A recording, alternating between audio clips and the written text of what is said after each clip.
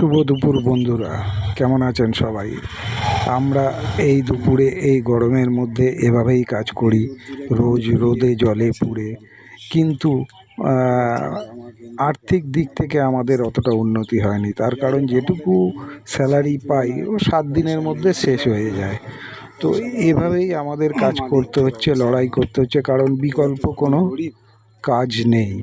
তো যতক্ষণ বিকল্প কাজ না আসবে ততক্ষণ আর করার বিকল্প কাজের চেষ্টা যতক্ষণ না করতে পারবো, এটা ছাড়া আমাদের কোনো গতি নেই। এই কারণেই পশ্চিমবঙ্গে পরিযায়ী শ্রমিক অন্যান্য রাজ্যে চলে যায়, কারণ সেখানে পয়সা বেশি। তো আমাদের তো আর কিছু করার নেই, তাই এইটুকুই বলার কথা যে কোনো সরকারই আমাদের ন্যূনতম মজুরি বৃদ্ধি নিয়ে কোনো কথাবার্তা বলে না, মুখে বলে কিন্তু কাজে কেউ কিছু করে না। তো জানি না কি হবে।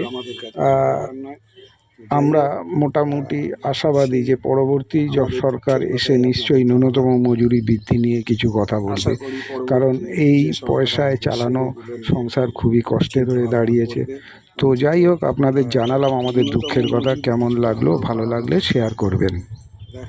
ধন্যবাদ সকলকে।